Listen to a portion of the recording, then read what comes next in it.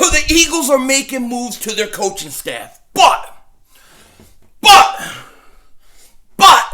and I don't like to say but that many times, otherwise it's like, hey, nice but, hey, yo, baby, just body with me to give you pleasure. But they still refuse to make the most important, biggest move they can make. Yep, the cowboy, Mr. McLean. You Americans are all alike. But this time, John Wayne doesn't walk into the sunset with Grace Kelly. Scary Cooper, asshole.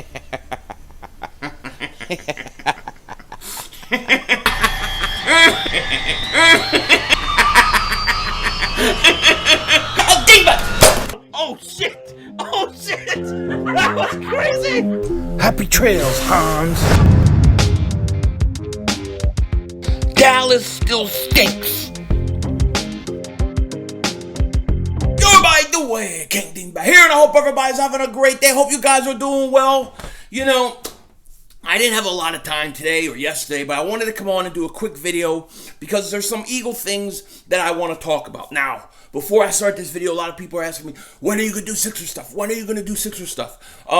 It's been a busy week for me. It's a busy week. It's a busy night for me tonight. So, with football playoffs Saturday and Sunday, most likely I'll start streaming Sixers. I think it's maybe Tuesday. I think they play Miami. I think that's going to be the first game. Then we're going to just start knocking them out. Sixers, double moonwalk in the league's ass. I'm loving the Sixers. Loving what I'm seeing. Now, in regards to the Eagles, they've made some coaching staff moves over the last few days. First thing, we've lost Scangarello. We lost Morningwake. Great, good, gotta go. And here's the thing. There were just too many voices, I think, in the offensive room. And shout out to A2D Radio. I know they were talking about this. They had Jaws on. Shout out to those guys. It was a great episode. And Jaws said something that just stuck with me. He said, when you have so many different voices and they're all going into that quarterback's ear, that could be a problem. It could definitely be a problem. And I think that was a part of some of the problems that the Eagles had with Carson Wentz. So I think you have to kind of get rid of all the fog, right? Just too much clutter. So they got rid of Morningwake, got rid of Scangarello, and they're going to get an offensive coordinator. Now, I don't know who they're going to get. I don't know who they're looking at. I'm waiting to hear some names. But what I would say is you still got to get rid of Press Taylor. At least, I think, as a quarterback coach, because I don't think he stresses mechanics the way Flip did and even Frank Reich did with Carson. And I think that's been a problem with one of Carson's problems. The other thing is Press Taylor was a passing coordinator. It just didn't work. Okay, so let's get a good offensive coordinator. Somebody, personally, in my opinion, like a Caldwell, somebody like that with an experience of taking quarterbacks and raising their game, helping them. Okay, I think you need somebody in that mold. Doug Peterson, I don't want him calling the plays. Okay, so I'm okay with what they did there. Then, on the defensive side of the ball, you have Jim Schwartz. He officially left the Eagles today. I guess he's taking a year off. Shout out to Jim Schwartz. Thank you for everything you did. You helped us win a Super Bowl. Nothing but respect. I've always thought Jim Schwartz was a good coach. I just didn't care for the scheme, right?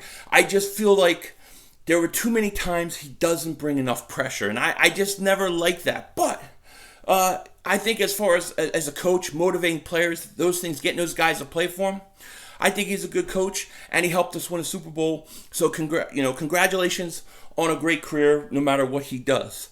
As far as who I want as a defensive coordinator, it's very simple. I want a coordinator. I want someone from that old school line of thinking, the old Buddy Ryan line of thinking, Bud Carson line of thinking, Jim Johnson line of thinking. The kind of defense that is aggressive, believes in getting pressure from everywhere. And when I talk about, bringing pressure, I mean more than just rushing for your front four. I want blitzes to come from the corner situation. I want quarterbacks to look one way and have blitz and not know where the blitz is coming from. I want a defensive coordinator that does those things. That's Eagles football. That's what a lot of us grew up on. That's what fits this city. It fits Philly perfectly. And secondly, I think with the way the league is set up and the advantages offenses get, I think you have to do it. I think that's the kind of guy or kind of coordinator you need. You need people who play with aggression, controlled aggression, very aggressive, and they come at the quarterback from all angles. I like blitzing 35-40% of the time, personally. That's just me. I think the Cardinals blitz like 38% of the time. I love it. So I don't know who they're looking at yet. I'm waiting. We'll deal with the names and things like that as they start to come in, and I'll compile a list of people who I want. You know what I mean? I know Mark Holmes and Michael Anthony. Where's the fitness? They're sitting there. They want us to have all their stinky coaches. But Dallas stinks. They stink. And the Giants stink. And Washington's going to get destroyed this weekend.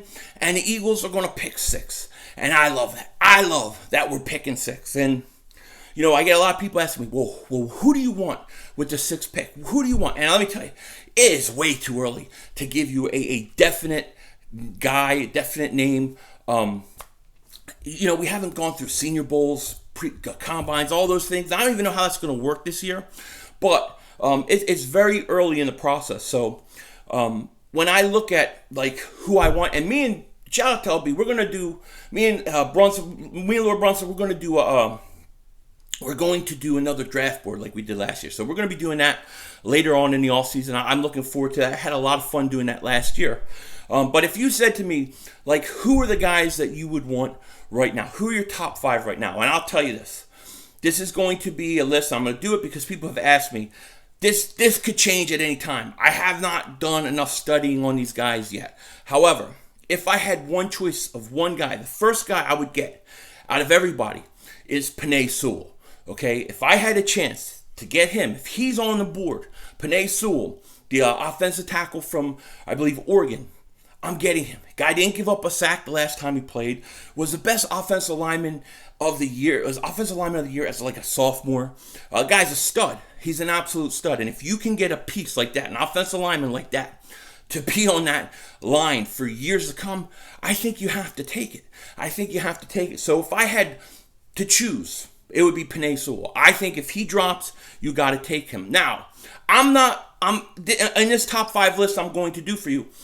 I'm not putting a quarterback because I'm going to base it under the assumption Carson Wentz will be back. Jalen Hurts will be here. We'll talk about Carson at the end of this video. But my first guy that I would choose, Penei Sewell.